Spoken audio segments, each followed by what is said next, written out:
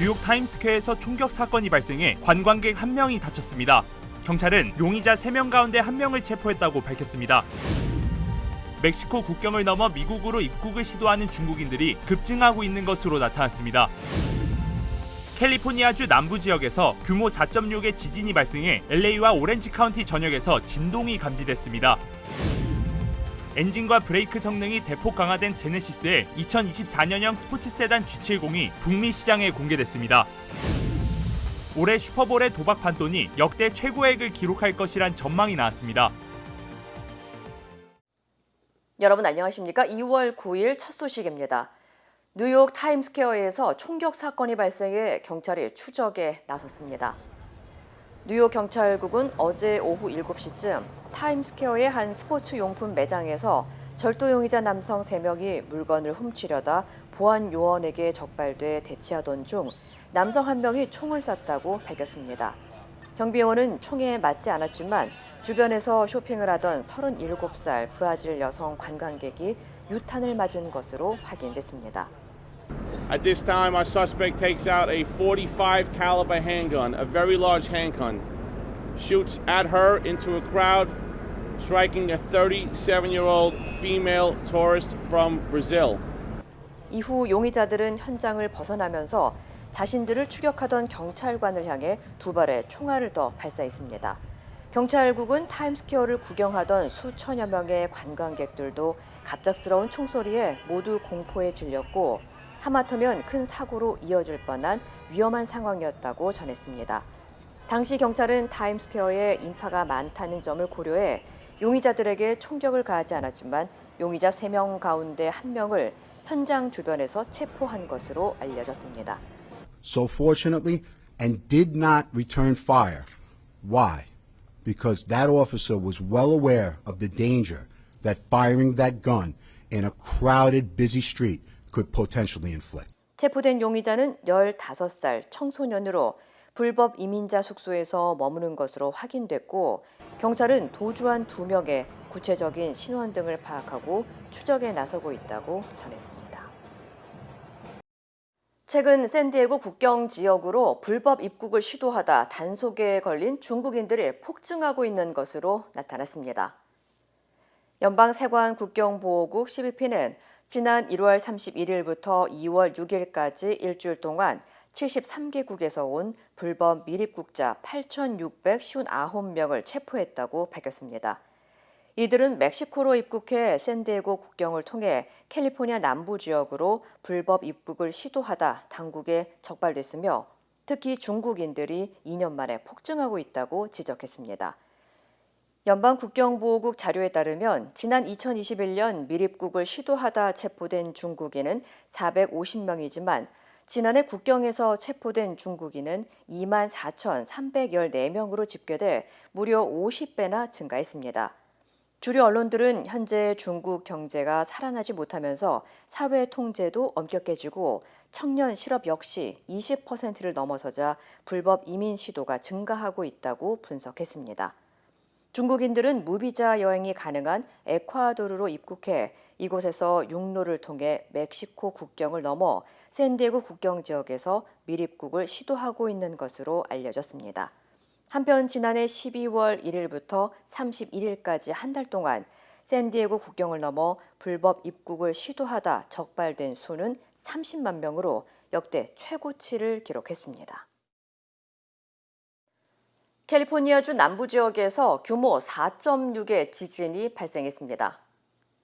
연방지질조사국은 오늘 오후 1시 47분쯤 말리부에서 북서쪽으로 7.9마일, 웨스트레이크 빌리지에서 남서쪽으로 7.7마일 떨어진 지점에서 규모 4.6의 지진이 발생했다고 밝혔습니다. 규모 4.6의 지진의 깊이는 5.5마일이었으며 이후 같은 지역에서 규모 3.0과 2.7의 여진이 발생한 것으로 알려졌습니다. 이번 지진은 LA 카운티와 오렌지 카운티 전역에 걸쳐 흔들림이 감지됐고 LA 한인타운에서도 강한 진동이 느껴졌던 것으로 확인됐습니다. LA 카운티 당국은 이번 지진으로 인한 피해는 보고되지 않았다고 전했습니다.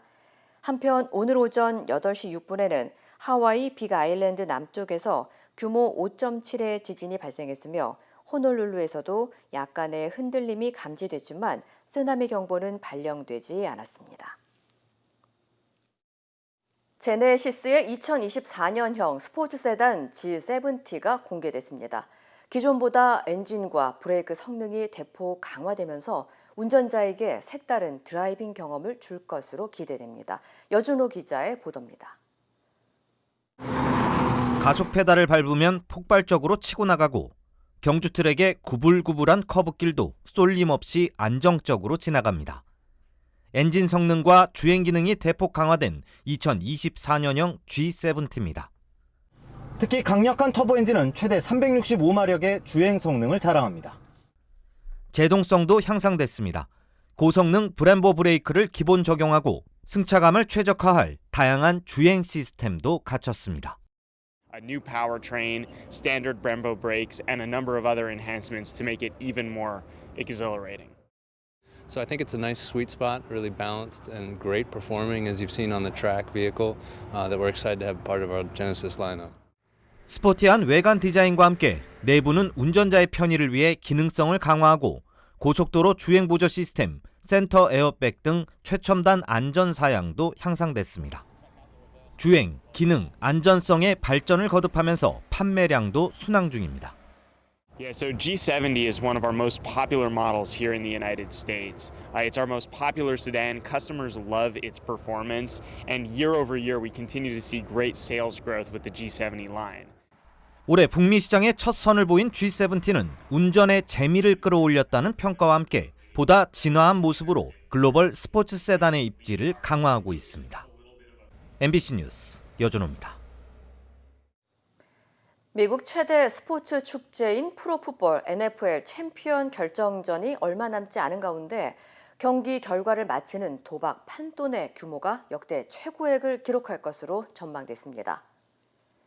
미국 도박협회가 미 전역의 성인 2,204명을 대상으로 실시한 설문조사를 바탕으로 올해 슈퍼볼 관련 도박 규모를 예측한 결과 판돈의 규모가 231억 달러를 기록할 것으로 예상됐습니다. 이는 역대 최고액을 기록했던 지난해 슈퍼볼 도박 판돈보다 70억 달러 이상이 넘는 수치입니다. The only league to do our own spots on responsible gambling to make sure our fans understand the dangers of irresponsible gambling.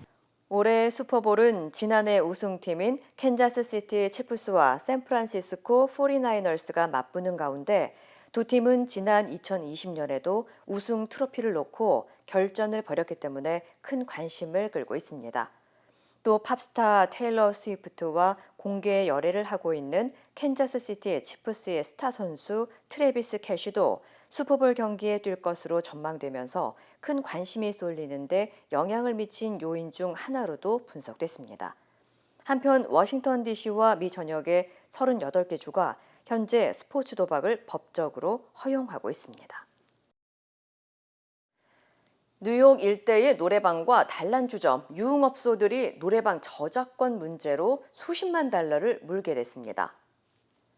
연방법원 뉴욕 남부지부는 엘로힘 USA가 제기한 K-팝 7곡의 음악 저작권 소송과 관련해 저작권 사용에 관한 손해배상의 책임이 인정된다고 밝혔습니다. 앞서 엘로힘 USA는 지난 2010년 한국 작곡가 용감한 형제와의 계약을 통해 작곡가의 일부 곡에 대한 저작권이 양도됐으며 이를 이유로 뉴욕 일대의 노래방 등 업소 11곳에 저작권료를 요구했지만 이를 거부하자 소송을 제기했습니다. 이에 따라 해당 업소들은 엘로힘 USA의 음악에 대한 저작권 사용료 11만 달러와 원고의 변호사 수임료 50만 달러, 그리고 매달 노래방 기기에 대한 저작권 사용료를 물게 됐습니다. 한편 엘로힘 USA 측은 연방법원에 20여 건의 저작권 침해 소송을 제기한 상태며 이번 판결로 노래방이 몰려있는 LA 한인타운이나 한인 거주 지역 업소들도 영향을 미칠 것이라는 지적이 나오고 있습니다. 한인들도 자주 찾는 레이크타호 스키장이 최근 비싼 가격으로 논란이 되고 있습니다. 샌프란시스코 게이트에 따르면 최근 타호 지역의 스키장 리프트 가격이 지난 10년 동안 3배 가까이 증가했고 스키 강습 비용도 비슷한 수준으로 오른 것으로 나타났습니다. 가장 비싼 스키장으로 알려진 노스스타 스키장은 일주일간 4인 가족 스키 비용이 무려 $9,706고 2월 17일 기준 리프트 가격도 1인당 당일 구매 시 $269인 것으로 조사됐습니다. 심지어 가장 저렴한 스키장으로 꼽히는 커코우드 스키장의 경우에도 모든 비용을 포함해 같은 기간 4인 가족의 예산이 어린이의 경우 총 $3,330, 성인은 $3,048로 모두 $6,378에 달합니다. 특히 일부 스키장의 초보자 스키 강습 비용의 경우에도 최대 $1,499로 사우스 레이크타운 주민들의 평균 임대료보다 높은 수준으로 나타났습니다. 전문가들은 스키장 가격 상승의 원인으로 팬데믹 이후 겨울 스포츠를 찾는 사람들이 많아지면서 공급보다 수요가 훨씬 높아진 점과 미국 대형 스키 리조트 대부분이 두 곳의 주요 회사들이 모두 소유하고 있어 리조트 간의 경쟁이 줄어든 점을 지목했습니다. 비교적 저렴한 스키를 즐기기 위해서는 대형 리조트가 아닌 지역 내 소규모 리조트를 이용하거나 봄에 판매되는 저렴한 시즌 패스권을 구입하는 것이 도움이 될 수 있다고 조언했습니다. LA 한인타운에서 2024 청룡의 해를 맞아 새해 나눔 행사가 진행됐습니다. LA 한인회는 오늘 오전 10시부터 한인회관에서 주민 500명에게 떡국과 라면, 쌀 등을 나눠주는 설날 특별 푸드뱅크를 개최했다고 밝혔습니다. 소외되고 좀 음식 때문에 굶고 주무시는 분들은 안 계시지만 그래도 불안불안해 하시는 분들이 많아요. 원래는 저희가 안에서 떡국을 따뜻하게 끓여드리는데 비걱정이 있어서 엄마 키친이라는 곳에서 이제 떡국을 집에 가서 데펴서 드실 수 있게끔 이제 패키지로 해주셨고요. 한인들은 따뜻한 이웃 간의 정을 나눌 수 있었다며 감사한 마음을 전했습니다. 한 10년 젊어졌어요.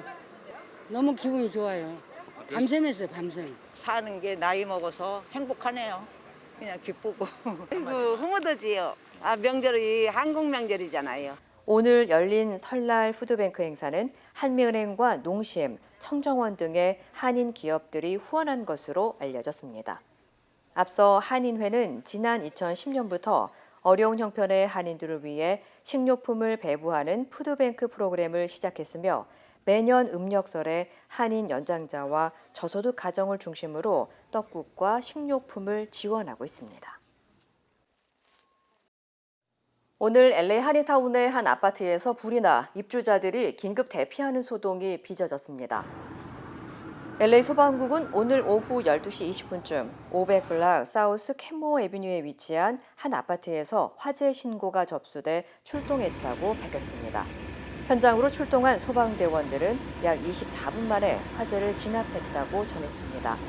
불이 난 장소는 육각길에 한인들도 점심시간 많이 찾는 식당이 몰려있는 건물 인근으로 잠시 도로 등 통행이 통제됐었습니다. 소방국은 2층에서 발생한 화재로 인해 주방 일부가 파손됐지만 인명피해는 없었다며 현재 정확한 화재 원인을 조사 중이라고 밝혔습니다. 캘리포니아주 오렌지 카운티에서 미국 여권 박람회가 개최됩니다. 미셸 박스틸 연방하원 의원 사무실은 부에나파크 시정부와 함께 주민들의 일반 여권 신청과 재발급을 도와주는 박람회를 개최한다고 밝혔습니다.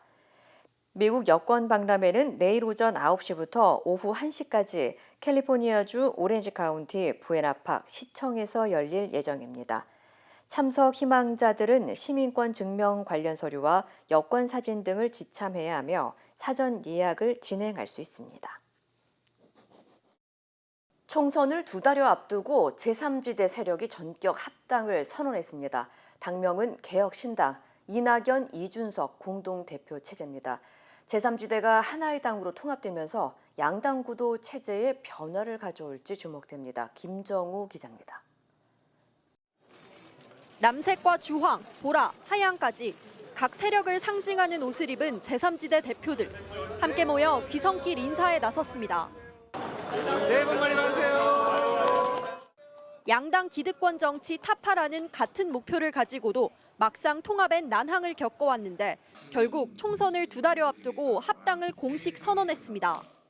드디어 저희가 세계 3개 정당과 1개 그룹이 합의를 보게 돼서 국민 여러분들께 이렇게 풍성한 선물을 드리게 됐습니다.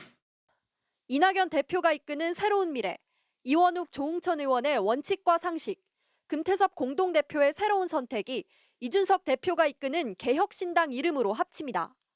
이낙연, 이준석 공동대표 체제로 각 세력에서 지도부인 최고위원을 추천하고 공동선대위원장은 이낙연 대표가 맡습니다. 제3지대 세력은 이번 주부터 합당을 전제로 본격 논의를 시작했지만 어떤 이름으로 합칠지를 놓고 막판까지 진통을 겪었습니다.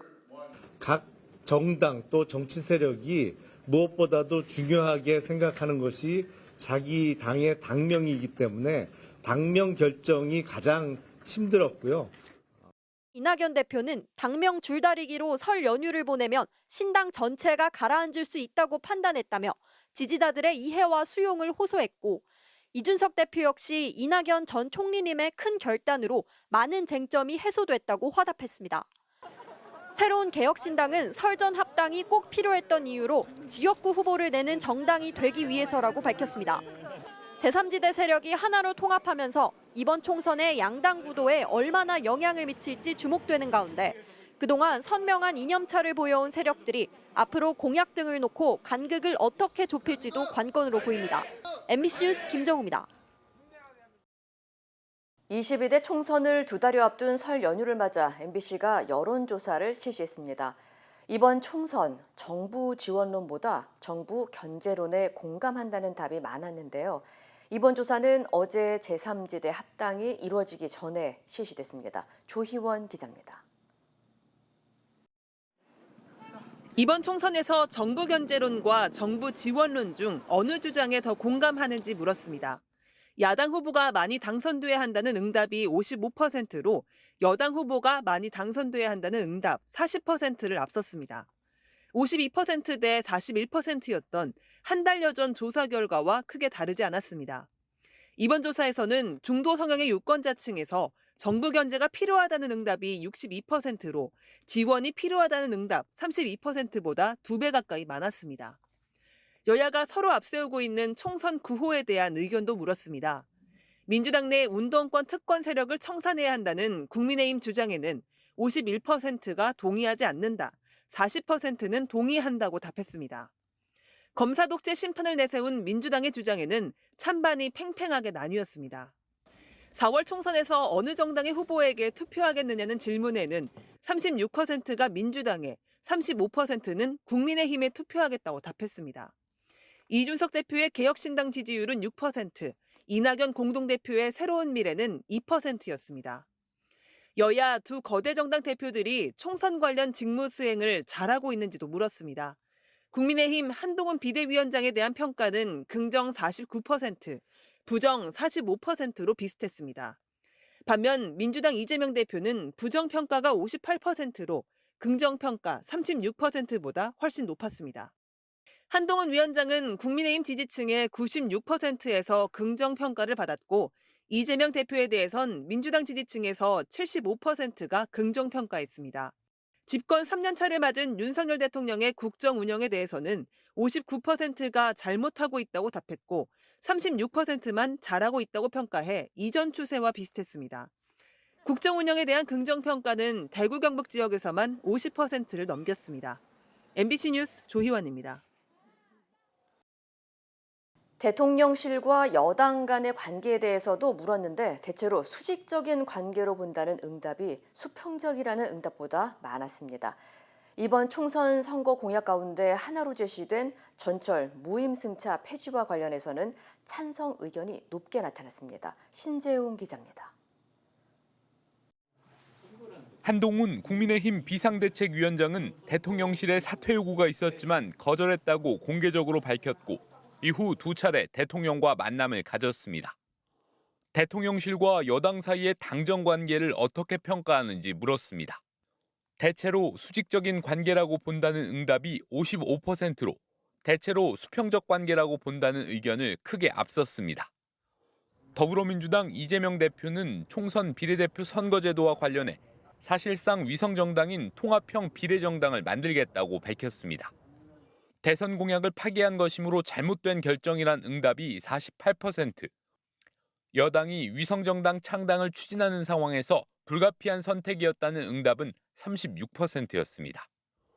윤석열 대통령은 국회를 통과한 이태원 참사 특별법에 대해 거부권을 행사했습니다.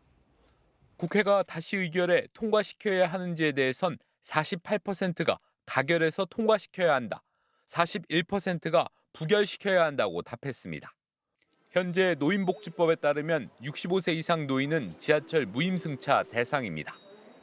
이를 폐지하고 대신 연 12만 원의 교통요금을 지급하고 추가 요금은 청소년 할인요금제를 적용하자는 데 대한 의견도 물었습니다. 개혁신당 공약이지만 여론조사할 때는 따로 언급하지 않았습니다. 찬반 의견이 각각 52%와 43%로 긍정평가가 앞섰습니다. 20대에서 30대 젊은 층이 찬성률이 높았고 50대도 찬성 의견이 많았습니다. 차기 대통령 선거 후보로 누가 가장 낫다고 생각하느냐는 질문에는 이재명 민주당 대표가 26%, 한동훈 국민의힘 비상대책위원장이 23%로 나타났습니다. 오세훈 서울시장과 홍준표 대구시장이 각각 5%, 김동연 경기지사가 4%의 선호도를 보였습니다. 이번 조사는 MBC가 코리아 리서치에 의뢰해 지난 6일과 7일 이틀 동안 전화 면접으로 전국 18살 이상 1,001명에게 물었고 응답률은 17.8%, 신뢰 수준 95%에 표본 오차는 플러스 마이너스 3.1%포인트입니다. MBC 뉴스 신재용입니다. 한국에서는 전통주를 빚는 과정에도 AI 기술이 사용되고 있습니다. 사람이 일일이 관리하지 않아도 축적된 데이터를 통해 자동으로 완성된다고 하는데요. 오유림 기자가 현장에 다녀왔습니다. 도심 속에 위치한 한 전통주 양조장. 우리 쌀을 깨끗이 씻은 뒤 쪄서 발효조에 넣습니다. 이때부터 AI가 습도, 온도 등 발효조의 상태를 조정합니다. 이 AI는 전북 장수에서 100년 넘게 술을 빚어온 양조장의 공법을 따르는데 술이 나오기까지 4차례 반복되는 발효 과정에서 110만 개의 데이터를 자동 수집해 분석했습니다. 일반적인 양조장에서는 측정하기 힘든 무게, 온도, 습도, CO2 농도, 그다음에 산도, 당도 이런 것들을 이제 측정하고 있고요. 정교한 데이터에 따라 오차 없이 발효가 끝나기 때문에 사람의 손으로 빚을 때와 비교해 맛도 전혀 뒤지지 않습니다. 제가 술을 잘 못 먹는데 되게 향기롭고 쑥쑥 들어간다고 해야 될까? 그래서 잘못하면 취할 것 같아요. 맛있어요. Smoother, it's more, I don't know if creamy is. 경기 가평의 이 양조장은 IoT, 즉 사물 인터넷 기술을 적용해 데이터를 주고받는 스마트 공장 형태로 운영 중입니다. 자동화된 시스템으로 20여 종의 막걸리를 생산해 25개국에 수출하고 있습니다. 농식품 분야 스타트업들을 적극 지원하고 있습니다. 판로 개척이라든가 시제품 제작, 그다음에 마케팅, 그다음에 대량 생산을 위한 자금 지원이 필요합니다. 이런 첨단 기술이 적용되면서 전통의 맛을 유지하면서도 대량 생산이 가능해졌습니다. 우리나라 전통주 시장은 2017년 400억 원 규모에서 2022년에는 1629억 원까지 5년 새 4배 급증했고 같은 기간 수출액도 700만 달러 이상 증가했습니다. MBC 뉴스 오유림입니다.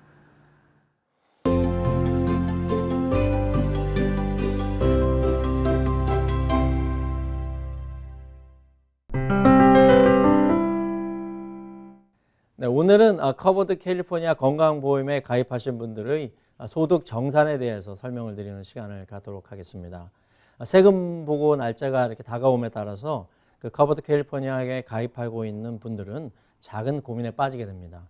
네, 작년도에 커버드 캘리포니아를 가입할 때 그 전년도 소득이 아닌 2023년에 내가 얼마를 벌 것인지를 예상한 예상 소득을 기준으로 정부 보조금과 그리고 본인이 내야 되는 보험료가 결정된 것이기 때문에 세금 보고 시에 예상 소득보다 내가 1년 동안 벌어들인 실질적인 소득이 더 많다면 그만큼 받았던 정부 보조금을 정산해 주어야 합니다.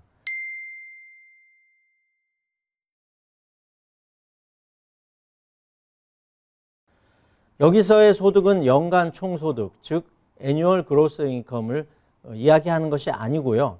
조정 총소득, 즉 어드저스티드 그로스 인컴을 이야기하는 것입니다. 개인 소득 세금 보고를 할 때 일반적으로 사용하는 것이 1040 양식인데요.